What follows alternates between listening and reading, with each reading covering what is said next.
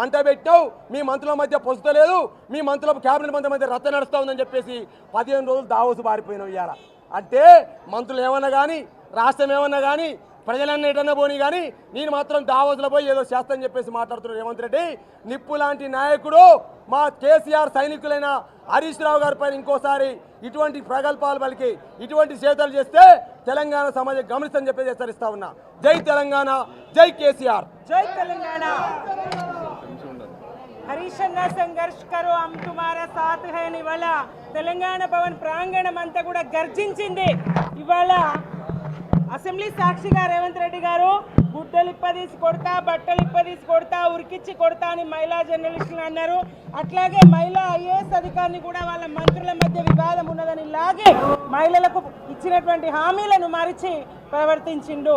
ఇవాళ తమ గుడ్డలు తామే విప్పుకున్నటువంటి పరిస్థితి రాష్ట్రం యావత్తు చూస్తూ ఉంది, తెలంగాణ రాష్ట్రం అంతా చూస్తూ ఉంది.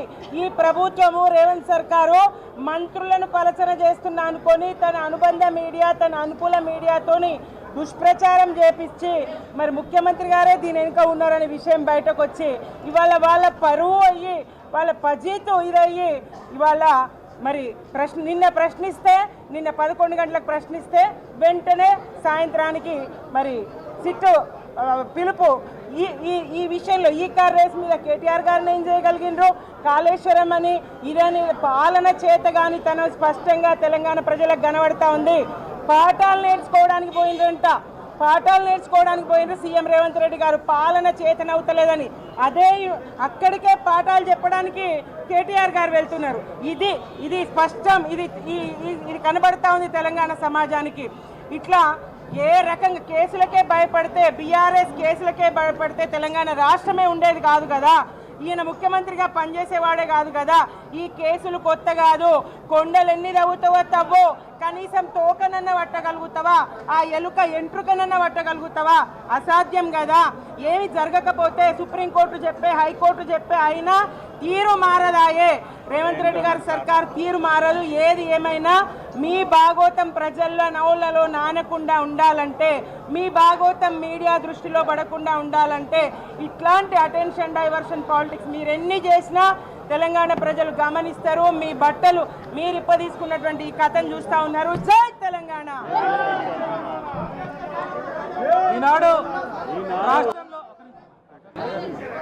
ఈనాడు రాష్ట్రంలో జరుగుతున్నటువంటి కాంగ్రెస్ పార్టీ ప్రజలకు ఇచ్చిన హామీలు 6 గ్యారంటీల్ని ప్రజల నుంచి మభ్యపెట్టడానికి, డైవర్స్ పాలిటిక్స్ చేయడానికి సిట్ల పేరుతోటి పాడిందే పాట అని చెప్పి మళ్ళొకసారి కొత్త విధానంతో నోటీసులు ఇవ్వడం జరుగుతూ ఉంది. నోటీసులు ఇవ్వాలంటే కనీసం 48 గంటల సమయం ఇవ్వాలి. 48 గంటల సమయం ఇవ్వకుండా రాత్రే నోటీస్ ఇచ్చి పొద్దున్నే అటెండ్ కమ్మని అడగటం ఇది చట్ట వ్యతిరేకమైనటువంటి సిట్టు. అదేవిధంగా ఒకసారి ఈ ఫోన్ ట్యాంపరింగ్ అనే దాంట్లో హైకోర్టు స్టే ఇచ్చింది. కాదని చెప్పేసి రాష్ట్ర ప్రభుత్వం సుప్రీంకోర్టుకు పోయింది. సుప్రీంకోర్టులో కూడా మొట్టకాయలు వేసింది.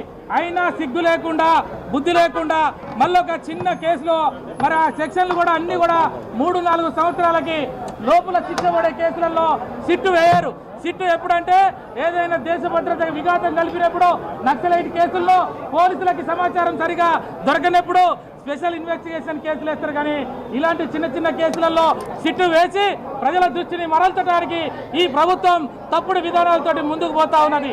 ఇవాళ 1600 కోట్ల రూపాయలు ఏదైతే తెలంగాణ సమాజానికి నష్టం జరుగుతున్నదని చెప్పేసి ఈ రాష్ట్ర ప్రభుత్వాన్ని నిన్న డాక్యుమెంటరీ ఎవిడెన్స్ తోటి హరీష్ రావు గారు బయట పెడితే ఉదయం మాట్లాడినందుకు సాయంత్రం సిట్టు కేసు తోటి వచ్చారంటే ఇది ఎక్కడ కూడా చట్టం ముందర నిలబడే కేసు కాదు. రేపు సుప్రీంకోర్టు కానీ, హైకోర్టు కానీ గతంలో ఏ రకంగా జరిగిందో అదే రకంగా జరుగుతుంది. కాబట్టి రాష్ట్ర ప్రభుత్వం ఇప్పటికైనా ఈ మంత్రులు సహాయం లేకుండా ఈ 1600 కోట్ల రూపాయలని ఒక ముఖ్యమంత్రి బావమర్ది, ఒక మంత్రి తమ్ముడు, ఒక ఎమ్మెల్యే దోస్తు, ఇంకొక ఎమ్మెల్యే నలుగురు కలిసి పంచుకుంటున్న సందర్భంలో వాళ్ళ మధ్యలో జరుగుతున్న పంచాయతీల్ని డైవర్ట్ చేయడం కొరకు ఈ ముఖ్యమంత్రి సిట్టు పేరుతోటి కొత్త నాటకానికి తెర ఎత్తాడు. దీంట్లో హరీష్ అన్న పోయాడు.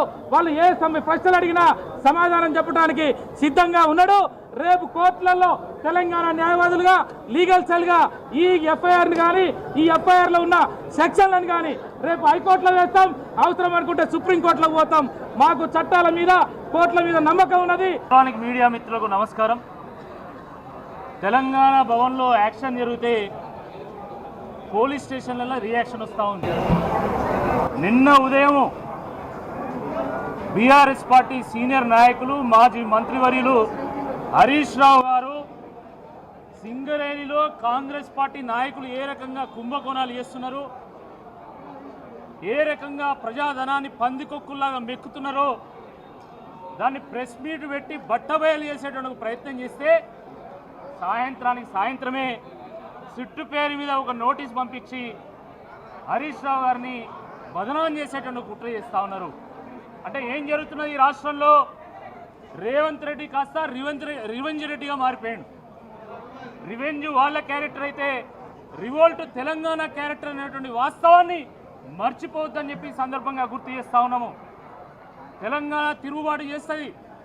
అణిచివేత తీవ్రమైనప్పుడు తిరుగుబాటు తప్పదనేటువంటి వాస్తవాన్ని గుర్తుపెట్టుకోండి. ఈరోజు కాంగ్రెస్ పార్టీ నాయకుల 1,00,000 కోట్ల దోపిడీకి బీఆర్ఎస్ పార్టీ నాయకులు కేటీఆర్ గారు, హరీష్ రావు గారు అడ్డం పడుతున్నారనేటువంటి కుట్రతోని ఎట్లయినా అడ్డాన్ని తొలగించుకోవాలంటే ఈ దొంగ కేసులు పెట్టాలి, వాళ్ళని ఇబ్బంది పెట్టాలనేటువంటి కుట్రలో భాగమే ఈ సిట్టు కేసు అని చెప్పి ఈ సందర్భంగా మనవి చేస్తున్నాము. ఇప్పటికే ఈ ఫోన్ ట్యాపింగ్ కేసులో హరీష్ రావు గారు క్లీన్ చిట్గా ఉన్నాడని చెప్పేసి మరి హైకోర్టు చెప్పింది. సుప్రీంకోర్టు కూడా దీంట్లో పసలేదని చెప్పింది. అయినా కూడా ఏదో అంతరంగాలు సీరియల్ లాగా, మొగల్ రేకు సీరియల్ లాగా, ఇల్లు ఇల్లాలు సీరియల్ లాగా ఎపిసోడ్ల మీద ఎపిసోడ్లు నడిపిస్తున్నారు తప్ప దానికి అంతం లేదు. కొండని తవ్వి ఎలుకను పట్టినట్టుగా ఎన్ని కమిషన్లు చేసిండ్రు, ఎన్నిసార్లు విచారణ పిలిచిండ్రు. కాళేశ్వరం కమిషన్ అని, ఫార్ములా ఈరేస్ కమిషన్ అని, ఆ కేసు అని, ఈ కేసు అని అనేక రకాలుగా మీరు విచారణకు పిలిచినా కూడా ఇప్పటి వరకు తేల్చింది ఏం లేదు. ఈ కేసులో కూడా తేలేది లొట్టపీస్ అని చెప్పి ఈ సందర్భంగా మనం చేస్తూ ఉన్నాము. మిత్రులారా, మొన్న జరిగినటువంటి పంచాయతీ ఎన్నికల్లో పట్టపగలే ప్రజలు కాంగ్రెస్ పార్టీకి చుక్కలు చూపెట్టిళ్ళు. మరి ఇప్పుడు సింబల్ మీద ఎన్నికలు జరగబోతూ ఉన్నది కాబట్టి మున్సిపల్ ఎన్నికల్లో కూడా ఘోర ఓటమి తప్పదనేటువంటి కుట్రతోని ఈరోజు హరీష్ రావు గారిని బదనాం చేయాలనేటువంటి ఒక ప్రయత్నం చేస్తూ ఉన్నారు. అంటే డైవర్షన్ పాలిటిక్స్ చేస్తూ ఉన్నారు, పొల్యూషన్ పాలిటిక్స్ చేస్తూ ఉన్నారు.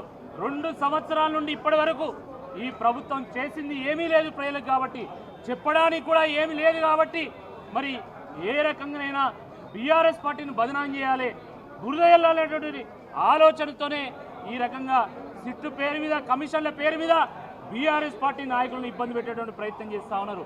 ఈ ఉడత ఊపులకు, పిట్టవు బెదిరింపులకు, ఈ తాటాకు సప్పులకు భయపడ్డాడు ఎవరు లేడు. బీఆర్ఎస్ పార్టీ ఉద్యమ పార్టీ, ఉద్యమించినటువంటి పార్టీ. కాబట్టి తప్పకుండా దీన్ని ఎదుర్కొంటాం, న్యాయ కోర్టులో ఎదుర్కొంటాం, అవసరమైన ప్రజా కోర్టులో కూడా ఎదుర్కొంటాం. ప్రజాస్వామ్యంలో ప్రజలే అంతిమ నిర్ణేతలు కాబట్టి తప్పకుండా ప్రజలు సరైనటువంటి తీర్పునిస్తారు, వీళ్ళకి బుద్ధి చెప్తారని చెప్పి ఈ సందర్భంగా మేము హెచ్చరిస్తూ ఉన్నాము. ఇప్పటికైనా కాంగ్రెస్ పార్టీ నాయకులు ఈ రాష్ట్రంలో ఉన్నటువంటి ప్రజా సమస్యల మీద దృష్టి పెట్టాలా. ఫీజు రింబర్స్మెంట్ రావట్లేదు, స్కాలర్షిప్ రావట్లేదు, ఉద్యోగాలు రావట్లేదు, యూరియా సమస్య ఉన్నది, అనేక సమస్యలు ఈరోజు ప్రజాక్షేత్రంలో ఉన్నా కూడా కాంగ్రెస్ పార్టీ నాయకులు మాత్రము వాటాల కోసం, మూటల కోసం ఈరోజు బహిరంగంగా రోడ్డుకెక్కి కొట్టుకుంటున్నారు. అది ఎక్కడ ప్రభుత్వ ప్రతిష్టను దిగజారుస్తుందో అనేటువంటి భయంతోనే దాని నుండి గట్టెక్కడానికి ఈరోజు కాంగ్రెస్ పార్టీ ఈ సిట్టు పేరుగా మరొక కుట్రకు తెరలేపింది.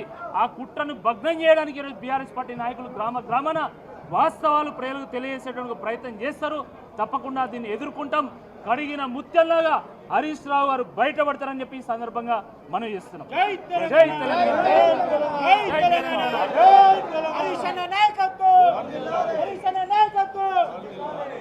అసలైన తొలి వెలుగు. ఫాలో వాట్సాప్ @తొలి వెలుగు official.